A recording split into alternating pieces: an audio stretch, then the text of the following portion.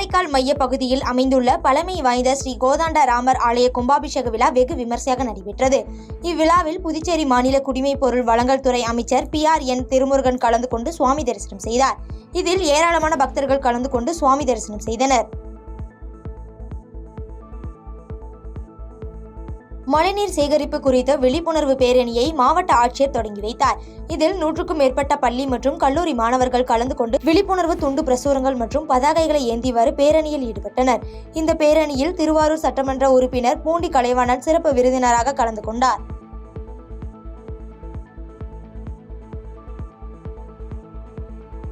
வயநாட்டில் நிலச்சரிவில் உயிரிழந்தவர்கள் குடும்பங்களுக்கு மற்றும் பாதிக்கப்பட்டவர்களுக்கு தண்டையார்பேட்டையில் உள்ள சீதகாதி மெட்ரிகுலேஷன் பள்ளி நிர்வாகம், ஆசிரியர்கள் மற்றும் பள்ளி மாணவ மாணவிகள் இணைந்து ரூபாய் 1 லட்சம் ரூபாயாக நன்கொடை வழங்கியுள்ளனர்.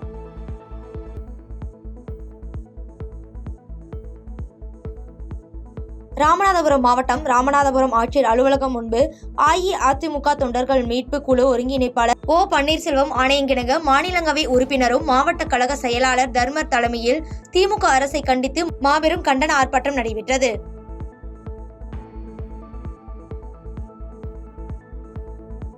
திருமுல்லைவாயில் CTH பிரதான சாலையில் இந்தியன் வங்கி அருகில் கார்த்திக் என்பவருக்கு சொந்தமான பேக் கடையில் திடீரென பயங்கர தீ விபத்து ஏற்பட்டது. தகவல் அறிந்து விரைந்து வந்த ஆவடி அம்பத்தூர் தொழிற்பேட்டை பகுதிகளைச் சேர்ந்த தீயணைப்பு வீரர்கள் தீயை அணைத்து கட்டுக்குள் கொண்டு வந்தனர்.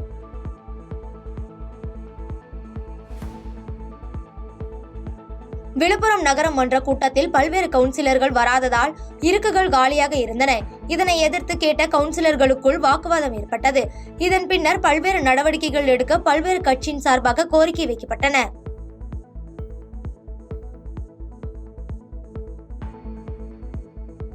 கரூரில் விவசாய குறைதீர் கூட்டத்தில் நிலப்பிரச்சினை தொடர்பாக மேற்கொண்டு வரும் அதிகாரிகளின் நடவடிக்கைகளை நிறுத்த கோரி 100க்கும் மேற்பட்ட விவசாயிகள் இக்கூட்டத்தில் வாக்குவாதத்தில் ஈடுபட்டதால் பரபரப்பு ஏற்பட்டது.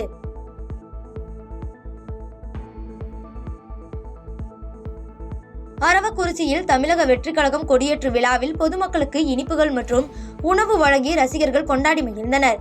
இதில் கட்சி நிர்வாகிகள், பொதுமக்கள் என 100க்கும் மேற்பட்டோர் கலந்து கொண்டனர்.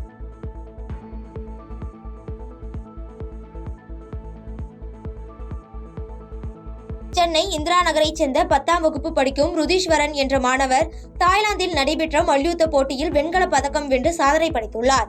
செய்தியாளர்களிடம் பேசிய இவர், இப்போட்டியில் வெற்றி பெற்றது எனக்கு பெரும் மகிழ்ச்சியை ஏற்படுத்தியுள்ளது என்றும் அரசு பள்ளிகளில் பயிலும் மாணவர்களுக்கும் பயிற்சி அளிக்க முயற்சி செய்வேன் என்றும் தெரிவித்துள்ளார். தொடர்ந்து பேசிய அவர், அரசு இதுபோன்ற மாணவர்களை ஊக்குவிக்க உதவிகளை செய்ய வேண்டும் என்றும் கோரிக்கை வைத்துள்ளார்.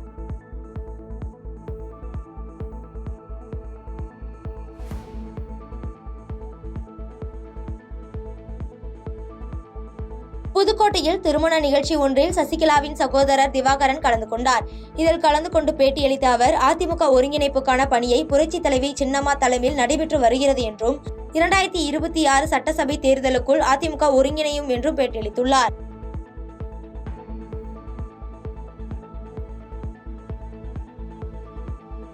நாகை மாவட்டம் வேதாரண்யம் அருகே வீட்டில் தனியாக வசித்து வந்த மூதாட்டி மர்மமான முறையில் கொலை செய்யப்பட்டுள்ளார். இதுகுறித்து காவல்துறையினர் நேரில் சென்று ஆய்வு செய்து விசாரணை மேற்கொண்டு வருகின்றனர்.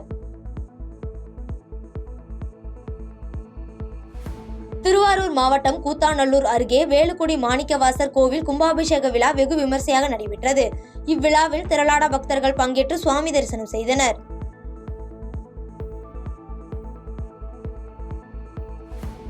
தர்மபுரி மாவட்ட ஆட்சியர் அலுவலக வளாகத்தில் மாவட்ட அளவிலான HIV/AIDS மற்றும் பால்வினை நோய் பற்றிய தீவிர பிரச்சாரத்தின் ஒரு பகுதியாக பல்வேறு விழிப்புணர்வு நிகழ்ச்சிகளை மாவட்ட ஆட்சித்தலைவர் கி. சாந்தி இன்று தொடங்கி வைத்தார்.